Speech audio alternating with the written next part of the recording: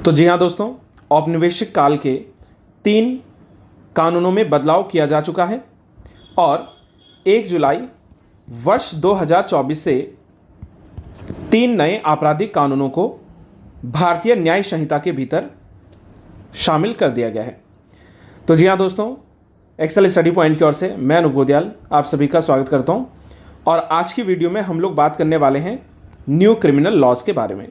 यानी कि जो नए आपराधिक कानून आए हैं उनकी क्या रूपरेखा है और क्या क्या इसमें महत्वपूर्ण बदलाव आए हैं, इस पर हम लोग चर्चा करने वाले हैं। सबसे पहले हम लोग जान लेते हैं कि जो ये नए कानून आए हैं इन्होंने किन पुराने कानूनों को रिप्लेस किया है। सबसे पहले यदि बात करें तो ब्रिटिश औपनिवेशिक शासनकाल में जो आईपीसी था, यानी कि जो इंडियन पीनल कोड था, इसको रिप्लेस कर दिया गया है और अब इसकी जगह पर आ गया है भारतीय न्याय संहिता।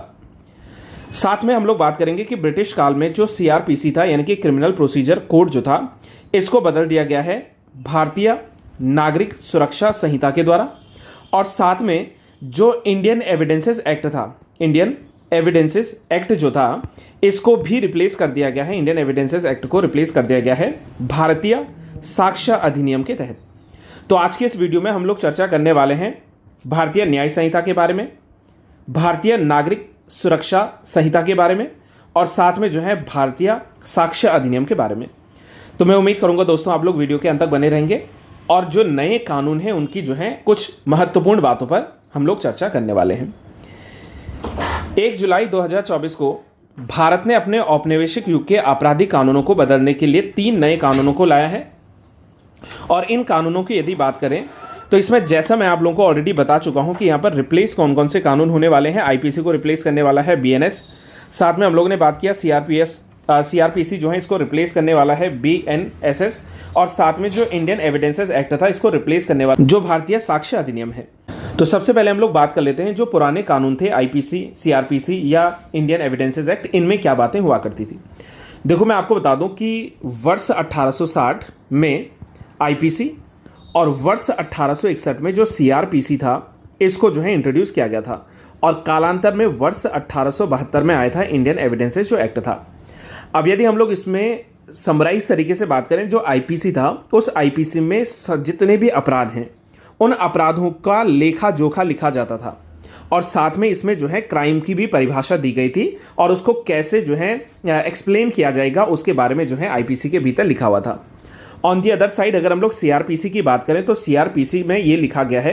कि किसी भी मामले को लेकर जो है किस तरीके से अप्रोच किया जाएगा, यानी कि इसकी जानकारी क्या है, जैसे केस का कोई इन्वेस्टिगेशन होता है तो वो किस तरीके से किया जाएगा, उसमें सजा कैसी होगी, तो इन सारी बातों को वर्णित किया गया है सीआरपीसी के भीतर। और रही बात इंडियन एविडेंसेस एक्ट की बात की गई है तो इसमें बस ये डिटेल में बताया गया है कि कौन कौन से साक्ष्य जो हैं वो कोर्ट के द्वारा मान्य माने गए हैं, यानी कि किन किन साक्ष्यों को कोर्ट जो है वो मान्य मानता है और इन साक्ष्यों को कैसे जुटाया जाएगा, कोर्ट तक कैसे पहुंचाया जाएगा, इसमें लिखा हुआ था, that is Indian evidences act के भीतर। अब ये तीनों ही चीजें जो है यहाँ पर रिप्लेस हो गई हैं और इनकी जगह पर जो नई चीजें आई हैं उनमें हम लोग थोड़ा सा विस्तार में चर्चा कर लेते हैं। सबसे पहले हम लोग इसमें देखने वाले हैं कि भारतीय न्याय संहिता जो है, इस भारतीय न्याय संहिता के भीतर क्या क्या जो है नए कानूनों को शामिल किया गया है। अगर हम लोग यहां पर बात करें तो नए कानूनों के अनुसार सबसे पहले आप लोगों को यह जानना जरूरी हो जाता है कि दिसंबर 2023 में संसद के द्वारा इन कानूनों को पारित कर लिया गया था और अब जो है 1 जुलाई 2024 से इनका इंप्लीमेंटेशन हो चुका है। लगभग मान के चले कि 163 साल पुराना जो भारतीय दंड संहिता थी, जिसको अब भारतीय न्याय संहिता ने रिप्लेस कर दिया है, इसमें सबसे बड़ा ये था कि जिस समय आईपीसी आया था 1860 में, तो इस समय उसमें कुल कितने सेक्शंस थे, लगभग 511 जो है उसमें सेक्शंस हुआ करते थे। अब इन सेक्शंस को घटाकर कितना कर दिया गया है, लगभग लगभग जो है 358 कर दिया गया है और साथ में इसमें कुछ नए अपराधों को भी जोड़ा गया है और इसमें लगभग जो नए अपराध जुड़े हैं उनमें 21 नए अपराधों को जो है जोड़ा गया है, पुरानों को घटाकर नए अपराधों को इसमें जोड़ गया है। इसमें जो है आतंकवाद को, संगठित अपराध को और घृणा फैलाने वाले भाषण जैसे अपराधों को भी जो है शामिल किया गया है। और इसमें जो सबसे अहम जो बात आती है गाइस, उसमें यह है कि जो राजद्रोह है, इस राजद्रोह को बदल दिया गया है और राजद्रोह के स्थान पर अब जो है देशद्रोह शब्द जो है उसका नाम सामने आता है। साथ में हम लोगों ने यह भी जानना है कि इसमें जो है डेटा और अमूर्त वस्तुओं को शामिल करने के लिए चोरी के दायरों का भी जो है विस्तार किया गया है। आप लोग इसको ऐसे भी जान सकते हैं, देखो इसमें जो प्रमुख बातें आती हैं उसमें ये भी आता है कि जो भारतीय न्याय संहिता है वो लिखता है कि यदि किसी व्यक्ति के द्वारा विवाह के झूठे वादे किए जाते हैं या फिर कह सकते हैं कि कपटपूर्ण तरीके से या जो है झूठ के तरीके से अगर यौन संबंध बनाए जाते हैं तो ऐसे आपराधिक मामलों में उसको जो है 10 साल तक की सजा दी जा सकती है। 10 साल की सजा का जो है इसमें प्रावधान किया गया है। साथ में ये सवाल ये आता है कि इसमें जो हम लोग ने कहा कि झूठ के आधार पर या जिसको लिखा गया है कपटपूर्ण तरीका, तो अगर कपटपूर्ण तरीके से जो है किया जाता है ऐसा कार्य, यौन संबंध बनाए जाते हैं। अब इसमें क्या आता है, जैसे कई बार क्या होता है कि रोजगार देते समय या पदोन्नति देते समय यानी कि प्रमोशन देते समय दफ्तरों में कई बार क्या होता है कि यौन संबंधों का जो है झांसा देकर वहाँ पर प्रमोशन की बात की जाती है या रोजगार देने की बात की जाती है, तो इस पर जो है 10 साल तक की सजा हो सकती है।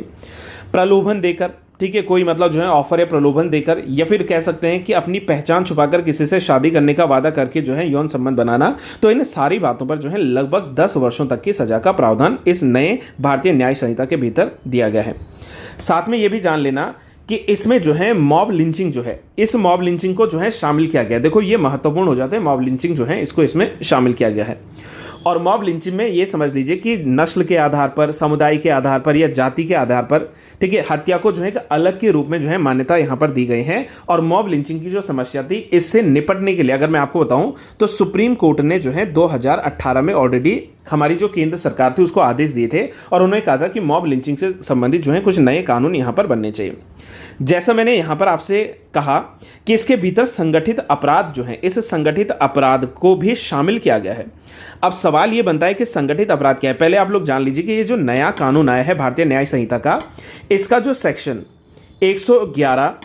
सब क्लॉज 1 जो है इसके भीतर लिखा गया है अबाउट द संगठित अपराध। और संगठित अपराध में शामिल क्या होता है, इसमें अपहरण, चोरी करना, डकैती करना, जबरन किसी से वसूली करना या कॉन्ट्रैक्ट के आधार पर जो है किसी की हत्या करना, इसके अलावा आर्थिक जो है अपराध इसमें शामिल किए गए हैं। तो ये सब जो है शामिल होता है। और साथ में इसी के भीतर जो है लिखा गया है अबाउट द स्नैचिंग। स्नैचिंग आप लोग जानते हैं, देखो चोरी और स्नैचिंग में अंतर होता है। चोरी एक तरीके से कह सकते हैं कि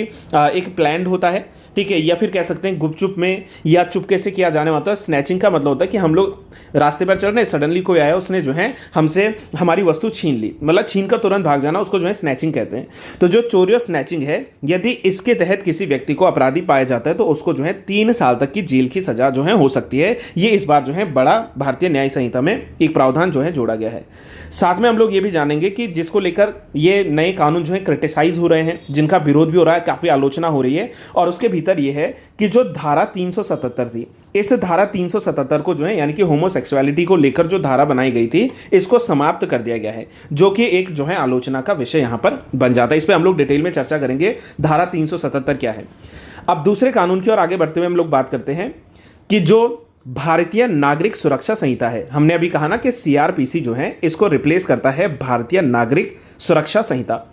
अब इसमें है क्या, सबसे पहले तो आप लोग ये समझ लीजिए कि जो पुराना सीआरपीसी था उसमें लगभग जो है 484 जो है उसमें प्रोविजंस थे, और इस बार जो भारतीय न्याय सुरक्षा संहिता बनाई गई है इसमें धाराएं बढ़ा दी गई हैं, और इसमें धाराएं बढ़ाकर जो है नए कानून में 531 जो है धाराएं इसमें शामिल कर दी गई हैं। तो 531 धाराओं के साथ जो है ये नया कानून यहाँ पर आया है।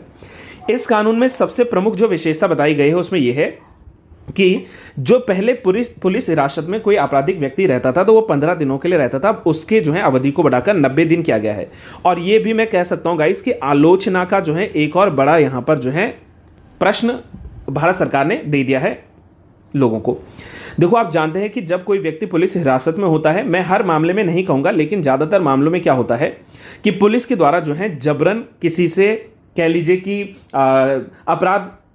स्वीकार करने के लिए जो है फोर्स किया जा सकता है या अन्य प्रकार की जो है टॉर्चर्स किए जा सकते हैं। अच्छा, मैं यहाँ पर शब्द का इस्तेमाल कर रहा हूँ किए जा सकते हैं, ऐसा नहीं कि करती है पुलिस ऐसी व्यवस्था, लेकिन यहाँ पर हिरासत की जो है दिनों को बढ़ाना ये एक आलोचना का विषय यहाँ पर बना है। साथ में अनुपस्थिति के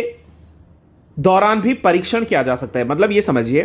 कि यदि कोई अपराधी व्यक्ति है तो उसकी अनुपस्थिति के बिना भी जो है मुकदमा जो है दर्ज किया जा सकता है। और ये एक बड़ा प्रावधान है। देखो आप लोग जानते हैं कि पिछले बीते कुछ समय में, चाहे हम लोग नीरव मोदी जी के बारे में बात करें या हम लोग जो है विजय माल्या के बारे में बात करें, तो वहां पर अक्सर होता क्या है कि कोई भी पैसों का जो है घपला करते हुए भारत से बाहर चले जाता है, जिस पर जो है मुकदमा दर्ज नहीं हो पाता। अब कह रहे हैं कि भाई व्यक्तियों की अनुपस्थिति के भीतर भी जो है मामला दर्ज किया जा सकता है। समझिए इस बात को, यदि किसी आरोपी के नाम पर एक से अधिक अपराध होते हैं, ये जरा महत्वपूर्ण है कि यदि किसी व्यक्ति पर एक से अधिक अपराध होते हैं तो नए कानून के भीतर उसको जो है वैधानिक अपराध में या वैधानिक जमानत से जो है उसको प्रावधान को हटा दिया। पहले क्या होता था कि वैधानिक जमानत के आधार पर कोई भी व्यक्ति जो है वो बरी हो जाता था, यानी कि उसको जो है जेल से जो है मुक्त कर दिया जाता था। लेकिन अब कह दिया कि किसी व्यक्ति पर एक या एक से अधिक अगर आरोप लगे तो उसकी वैधानिक जमानत जो पहले मिलती थी अब उसको खत्म कर दिया है। साथ में जो है इसमें नया ऐड हुआ है इलेक्ट्रॉनिक समन और गवाह सुरक्षा योजना। इलेक्ट्रॉनिक समन का मतलब आप ये समझ लीजिए कि कोई भी व्यक्ति जो है, अब पहले क्या होता था कि पुलिस के द्वारा अगर मान लीजिए किसी को समन भेजना है तो वो क्या होता था, कागजी फॉर्म में होता था जिसमें शायद टाइम टेकिंग रहेगा। ठीक है, अब क्या कर दिया कि आप जो है डिजिटल मीडिया के थ्रू या डिजिटल प्लेटफॉर्म्स के थ्रू अब आप क्या कर सकते हो, इलेक्ट्रॉनिक रूप से समन भेज सकते हो। और इसमें जो सबसे बड़ा जो मुझे परिवर्तन यहां पर दिख रहा है वो ये दिख रहा है कि 0 FIR दर्ज करने की भी जो है यहां पर अनुमति दे दी गई है। अब यहां पर एक शब्द मैंने लिया है जिसमें लिखा है 0 FIR। अब ये 0 FIR क्या है, जरा इसको भी हम लोग जान लेते हैं। देखो 0 FIR का मतलब क्या था, अगर मैं पुराने CRPC की तरफ चलूं तो वहां पर लिखा था कि अगर किसी क्षेत्र में कोई घटना होती है तो वो उसी क्षेत्र के थाने में जाकर रिपोर्ट लिखाएंगे, किसी अन्य क्षेत्र के थाने में जाकर नहीं। जिसके चलते कई बार क्या होता था कि जो मामले होते थे उनको दर्ज करना जो है वो मुश्किल होता था पुलिस को भी, और जो है काफ़ी मामलों में जो है क्रिमिनल्स वो रिलीज हो जाते थे। अब इसको बदलते हुए जो है सरकार ने ये कहा है कि यदि कोई आपराधिक घटना किसी भी क्षेत्र में होती है, चाहे वो जुरिस्डिक्शन के बाहर का ही क्षेत्र क्यों ना हो, तो आप किसी भी थाने में जाकर जो है वहां पर रिपोर्ट लिखा सकते हो, आप लोग जो है वहां पर FIR जो है लिखवा सकते हो। कालांतर में फिर होगा ये कि जो वहां का वो थाना होगा वो आपके थाने में जो है केस को ट्रांसफर कर सकता है, लेकिन प्रारंभ में जो है आप कहीं पर भी जो है लिखवा सकते हैं। और ये बड़ा जो है कह सकते हैं चेंज है, जो कि काफ़ी अच्छा चेंज मुझे यहाँ पर नज़र आ रहा है। इसके अलावा अगर हम लोग बात करें तो जो इसमें बलात्कार पीड़ित हैं उनकी जांच के लिए चिकित्सा विशेषज्ञों को जो है ये साफ साफ अनाउंसमेंट किया गया है, कहा गया है कि आपको 7 दिनों के भीतर जो है अपनी रिपोर्ट जो है वो जांच अधिकारी को सौंपनी ही पड़ेगी। ये बहुत बड़ा जो है एक यहाँ पर व्यवस्था की गई है कि यदि कोई बलात्कार पीड़ित का मामला आता है तो जो भी वहाँ पर मेडिकल एक्सपर्ट जाएगा तो उसको विदिन 7 डेज 7 दिनों के भीतर जो है अपनी रिपोर्ट बनाकर जांच अधिकारी को जो है सौंपनी पड़ेगी। ये एक बड़ा बदलाव जो है इसमें भारतीय नागरिक सुरक्षा संहिता के भीतर दिया गया है। और अंत में यदि हम लोग एक और तरफ बात करें तो ये अधिनियम जो है वो भारतीय साक्ष्य अधिनियम की जगह लेता है, जो इलेक्ट्रॉनिक और डिजिटल रिकॉर्ड को साक्ष्य के रूप में स्वीकार करके साक्ष्य प्रबंधन को आधुनिक बनाता है। इसका सबसे महत्वपूर्ण ये है कि आप क्या कर सकते हैं, इलेक्ट्रॉनिक और डिजिटल रिकॉर्ड को साक्ष्य के रूप में एक्सेप्ट कर सकते हो। जैसे अगर हम लोग यहाँ पर बात करें कि सर ये इलेक्ट्रॉनिक साक्ष्य क्या होते हैं, जैसे कंप्यूटर, लैपटॉप, स्मार्टफोन या फिर कह सकते हैं ईमेल्स या सर्वर लॉग होता है, वेबसाइट पे होता है, ठीक है, मैसेजेस में होता है। तो जहां पर भी अगर कोई साक्ष्य है तो उसको जो है आप कोर्ट में पेश कर सकते हो और इस आधार पर जो है इससे सजा में मदद मिल सकती है। बलात्कार पीड़ितों के बयानों की ऑडियो वीडियो रिकॉर्डिंग को भी ये जो है अनिवार्य बनाता है। मौखिक साक्ष्य को जो है इलेक्ट्रॉनिक रूप से अनुमति दी गई है। ये सबसे बड़ा जो है यहाँ पर संदर्भ में आता है, यानी कि पीड़िता को अधिक सुरक्षा देने के लिए पीड़िता का बयान जो है वो ऑडियो या वीडियो के माध्यम से भी दिया जा सकता है। दूसरा सबसे बड़ा ये भी है, इसमें हम लोग ये भी जान सकते हैं कि इलेक्ट्रॉनिक रिकॉर्ड को प्राथमिक साक्ष्य के रूप में वर्गीकृत करता है और मौखिक साक्ष्य को इलेक्ट्रॉनिक रूप में देने की अनुमति करता है। साथ में एक जो बड़ा बदलाव इसमें यह है वो ये है कि जब कभी कोई बयान दर्ज किया जाता है, जैसे महिला पीड़िता का यदि बयान दर्ज किया जाता है तो उसके लिए केवल महिला पुलिस अधिकारी के ही द्वारा जो है बयान दर्ज किया जाएगा। ये एक जो है इसमें बड़ा बदलाव नजर आता है और ये जो है महत्वपूर्ण भी हो जाता है। आगे यदि हम लोग बात करें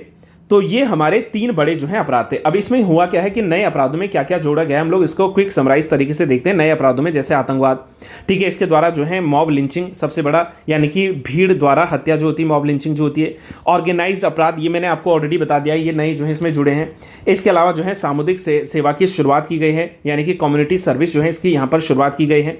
साथ में हम लोग बात करेंगे आतंकवादी कृत्य को भारत की एकता, अखंडता, संप्रभुता, सुरक्षा या आर्थिक सुरक्षा को खतरा पहुंचाने का इरादा या संभावना, या लोगों में आतंक फैलाने का इरादा, या इससे जो है संभावित जो भी कार्य हैं इनको परिभाषित किया गया है टेररिस्ट एक्ट के भीतर। ये जो है एक महत्वपूर्ण यहाँ पर डेफिनेशन हो जाती है कि टेररिस्ट एक्ट में इस बार जो है किन किन बातों को शामिल किया गया है, किन किन नई चीज़ों को जो है इसमें जोड़ दिया गया है। साथ में हम लोग बात करें तो इसमें यह लिखा गया है कि जो मॉब लिंचिंग है, अच्छा मॉब लिंचिंग का मतलब क्या है? यहां पर मॉब लिंचिंग होता है डेथ और लाइफ इंप्रिजनमेंट।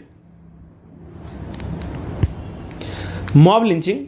यानी कि अब 5 या 5 से अधिक लोगों के द्वारा नस्ल, जाति, समुदाय, लिंग, जन्मस्थान, भाषा या व्यक्तिगत विश्वास के आधार पर की गई जो भीड़ हत्या है, मॉब लिंचिंग है, इसके लिए मृत्युदंड या फिर जो है आजीवन कारावास की सजा जो है यहाँ पर दी गई है। और जैसे मैंने बताया कि यहाँ पर जो है भगोड़े अपराधियों पर उनकी अनुपस्थिति में भी मुकदमा दर्ज करने की यहाँ पर बात जो है की गई है। जो समरी ट्रायल्स होते हैं यानी कि संक्षिप्त सुनवाई होते हैं, ऐसे मामलों में जो है 3 साल तक की सजा का प्रावधान इसमें जोड़ा गया। और इसका उद्देश्य ये है कि जो सेशन कोर्ट होते हैं, इन सेशन कोर्ट में 40% से भी अधिक जो मामले हैं इनका समाधान जो है त्वरित रूप से यहां पर किया जाए। साथ में यह भी याद रखना कि जो ऑर्गेनाइज्ड क्राइम है या आतंकवाद है, इसमें अगर किसी व्यक्ति की मृत्यु होती है तो फांसी या आजीवन कारावास तो है, साथ में 10 लाख रुपए तक का जो है फाइन चार्ज भी हो सकता है। और किसी की यदि मृत्यु नहीं होती है इस मामले में, ऑर्गेनाइज्ड क्राइम में हम लोग अगर बात करें तो उसको 5 साल तक के लिए जो है सजा का प्रावधान या आजीवन कारावास तक का प्रावधान भी हो सकता है। ठीक है, साथ में हम लोग इसमें यह भी जान सकते हैं कि देशद्रोह जो है, इस देशद्रोह की जो है यहां पर परिभाषा को बदल दिया गया। अगर मैं देशद्रोह की परिभाषा की बात करूं तो देशद्रोह यानी कि पहले क्या होता था, सेडिशन शब्द इसमें आता था, राइट, राजद्रोह शब्द आता था। अब राजद्रोह के स्थान पर क्या कर दिया गया है, इसको देशद्रोह कर दिया गया। और देशद्रोह का मतलब कि देश के हिस्से को देश से अलग करने की यदि कोई व्यक्ति कोशिश करता है या लोगों को इसके लिए भड़काता है, या फिर हम लोग कह सकते हैं कि वो जो है सेपरेटिस्ट भावनाओं का समर्थन करता हो, या फिर जो है देश की एकता को, देश की संप्रभुता को या देश की जो अखंडता है इसको जो है खतरे पर रखता हो, तो ऐसे व्यक्ति पर जो है देशद्रोह जो है लगाया जा सकता है। तो इस तरीके से जो है नए कानून में कुछ यहाँ पर जो है बदलाव किए गए हैं। तो साथ में हम लोगों ने ये ऑलरेडी जो है चीज़ें जान ली हैं, और मुझे उम्मीद है दोस्तों कि जो नया कानून आया है इसको लेकर जो भी आपके मन में डाउट्स रहे होंगे वो इस वीडियो के माध्यम से जो है पूरे जरूर हुए होंगे। और अगर आपको गाइज ये वीडियो पसंद आती है, अगर आप लोगों को जो है जो मैं प्रोवाइड करवा रहा हूँ कंटेंट वो इन्फॉर्मेटिव लगता है, तो आप लोग चैनल से ज़रूर जुड़िए, चैनल को सब्सक्राइब कर लीजिए दोस्तों, और ज़्यादा से ज़्यादा शेयर कीजिए अपने दोस्तों के साथ, ताकि उनको भी उनके राइट्स के बारे में जानकारी मिल सके। और जाने से पहले एक बार जो है आप लोग बेल आइकन जरूर प्रेस कर लीजिए, ताकि आपको जो है समय समय पर नई नोटिफिकेशंस मिलते रहे। Till then have a good day to all, thank you so much, keep trying and keep learning.